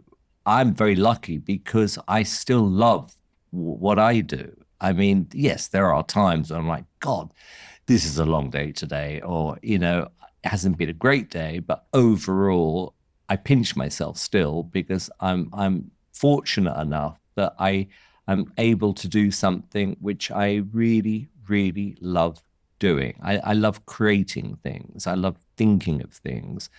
And I also like the idea that somehow I'll make it happen. And even if it takes me 10 years, if I still have that strong belief, somehow I'll try and make it happen. And if it doesn't quite work out, at least I can say, well, I gave it a shot. I'd also say to him, don't blame other people if it doesn't work out. You have to trust your instincts and you have to have a strong work ethic, but enjoy that. And that's why, as I said, finding something which you're passionate about is for me, it's the most important thing more than anything else. Because, like I said, going back to the time when I was in the post room and an estate agent, I loved being in the mailroom 1,000 times more than being an estate agent. It just, it was a great example, when I, changed jobs to make more money, it actually made me more unhappy because I didn't like the people, I hated the job. I'm not saying all estate agents are bad, by the way. This particular company at the time, they might be all right now, were awful then.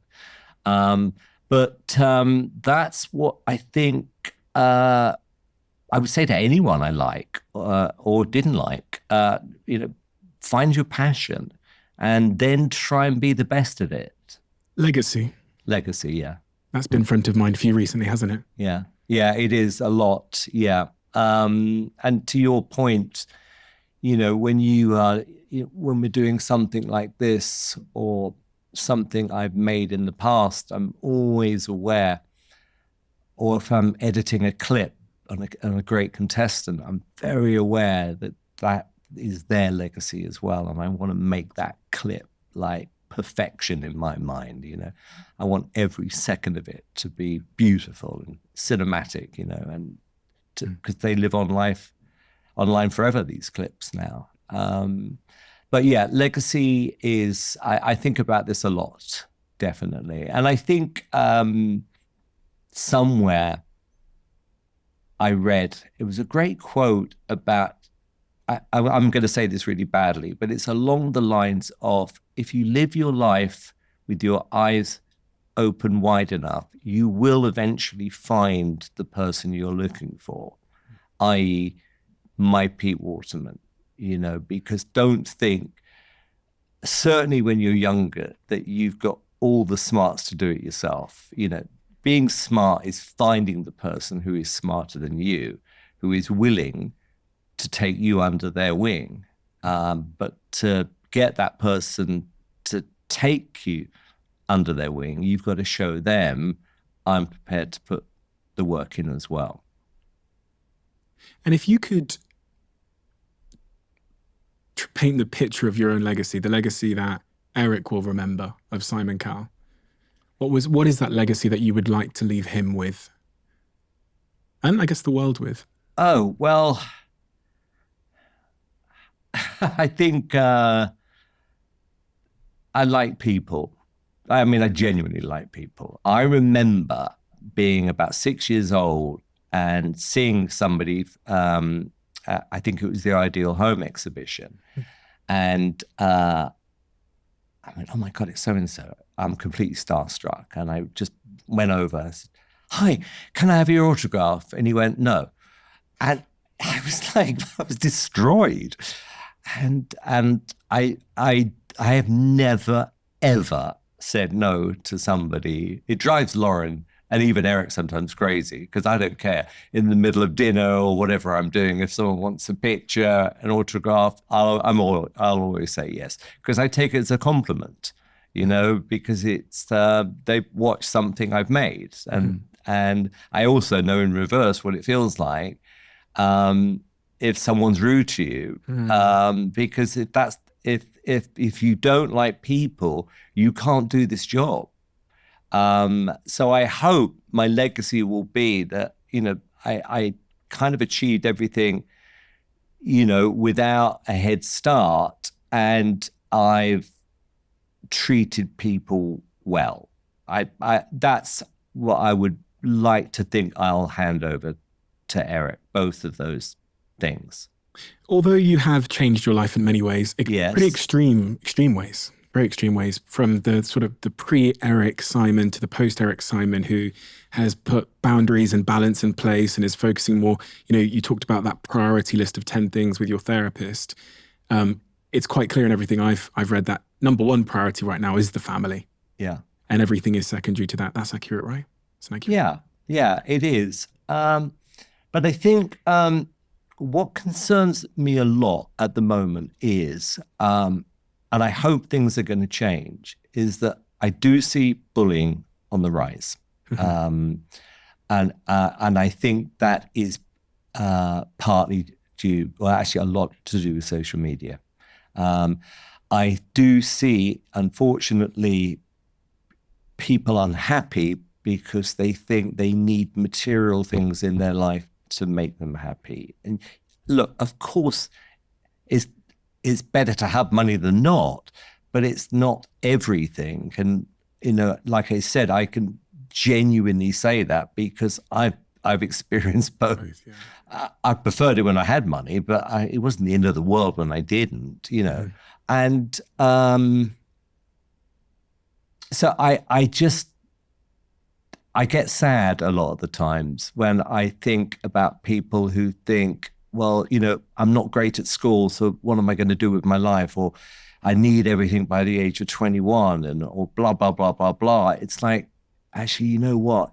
It doesn't have to be that way. If you really, really do have the patience, and like I said, you might have a friend who's got a more flashier job and blah, blah, blah. But if you're in it for the long haul, you're going to be better off at the end. It's trying to get that message to people, I was just thinking then about One Direction. In fact, I'm friends with some of the boys. I say some of the boys, one of the boys from One Direction. And how do you like make them ambitious, but at the same time make them not lose their mind? Because I sat with Liam and he was on the podcast, and he talked about his struggles. Struggling with all of these things, the change in his life. We all wish and dream for that. Yeah. But then the reality is something that no one can be prepared for. Yeah. The brain is not set up in such a way to deal with that amount of hysteria around you. So has your thoughts around this changed or evolved based on your own experiences as Simon and the things you've been through?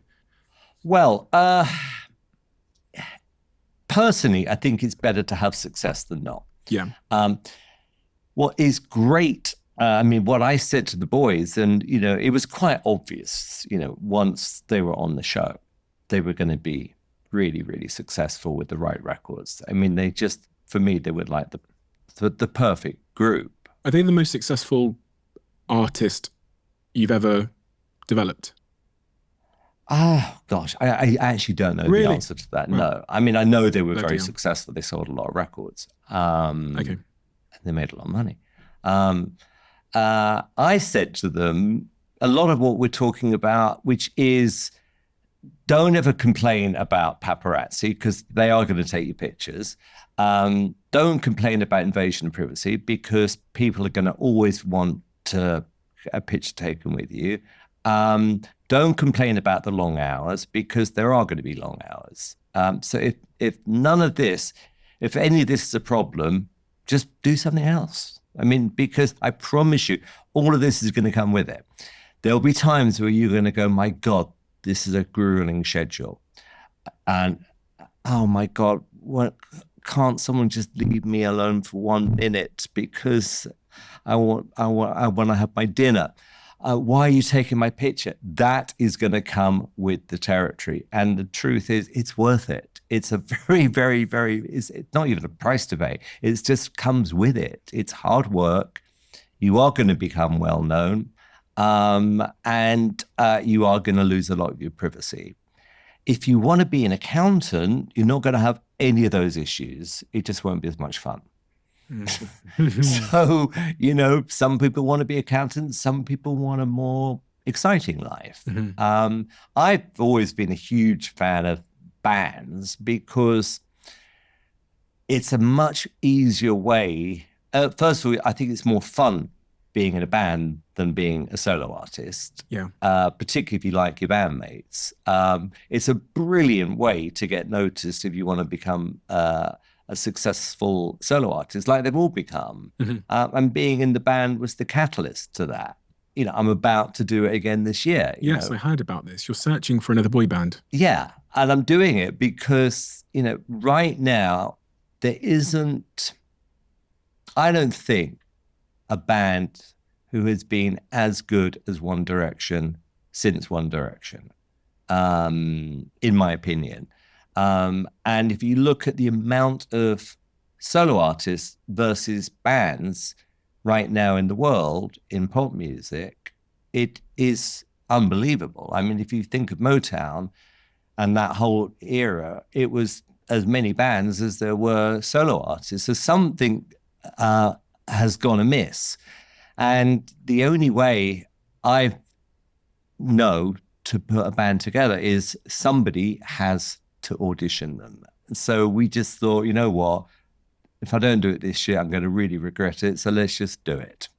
And we're going to document the whole process. So this time, you're going to see exactly what happens from the minute we go, we're going to do it, to how you logistically do it, how do you choose the people, blah, blah, blah, because I think it will be interesting. But there's no safety blanket on this in terms of, I haven't gone to a record label and go and say, right, I'm doing this, will you guarantee me a record deal?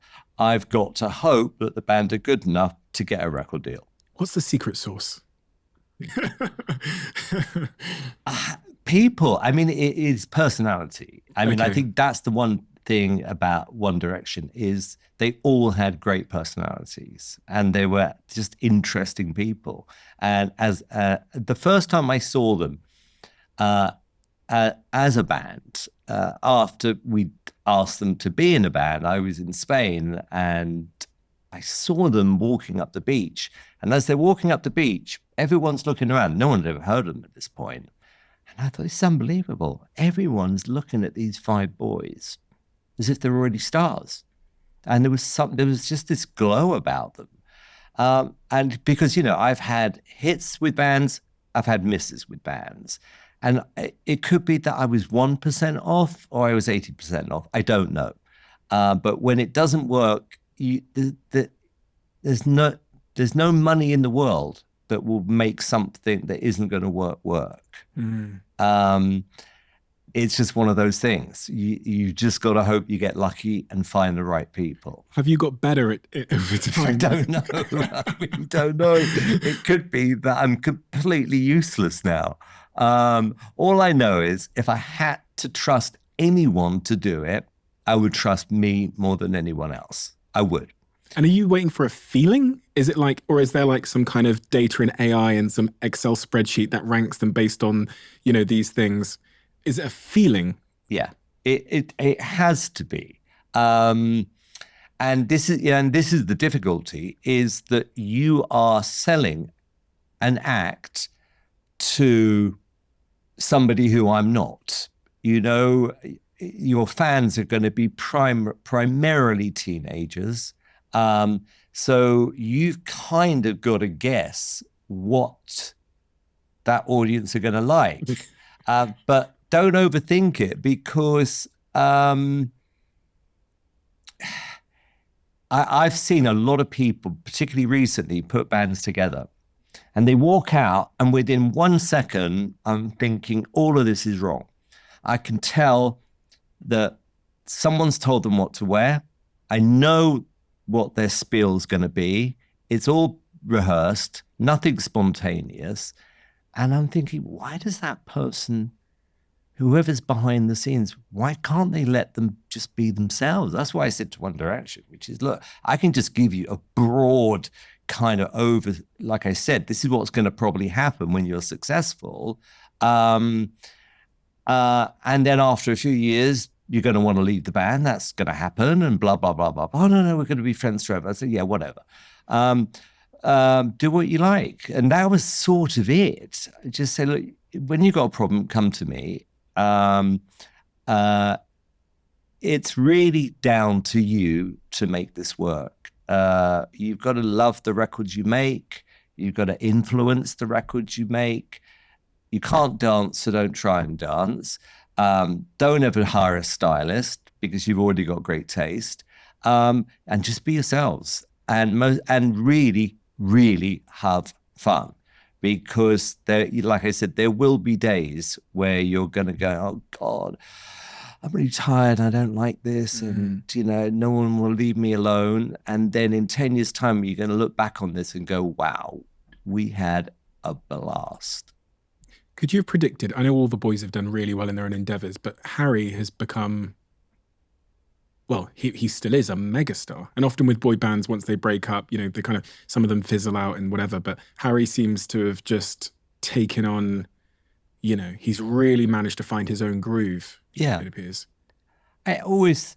I'm not going to lie. I mean, the first time I met Harry, he sang a Stevie Wonder song. We spoke about pies. So I'm not sitting there thinking you're going to become one of the most successful artists in the world in 12 years' time. I mean, no one would have thought that. I just thought you're unbelievably charismatic and you're fun.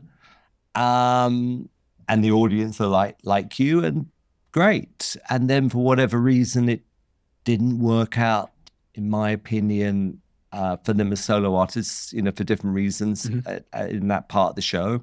And then we just had this idea in the moment to put them in a band. And then, like I said, where I think pretty much all of them have done great is that they've used the group as a vehicle to go where they really want to go in their lives. And would Harry be Harry without One Direction? Well, none of us could answer that. I couldn't tell you. All I know is being in the group definitely made it easier. Of course. And that's why I thought, interestingly, about 7 or 8 years ago, I thought there's not going to be any need for these shows anymore because of social media. And here's the crazy thing, is that the amount of UK artists that have broken globally in the last, say, 7 years has fallen off a cliff. Literally.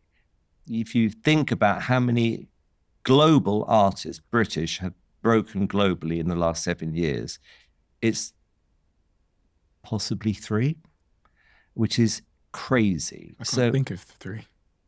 Well, can I? So, is AI a concern, an opportunity? Does it cross your mind? I think both. I don't think you'll ever beat the real thing. Yeah. Having said that, it'll happen. I mean, sooner rather than later. I think there already is a Japanese artist who doesn't exist, and she sells out stadiums. There's no question it's gonna happen, but people are always going to be more interested in the real thing. If you go to a concert, you want to see those people. You want to say, I was within touching distance of that person, not something that doesn't exist.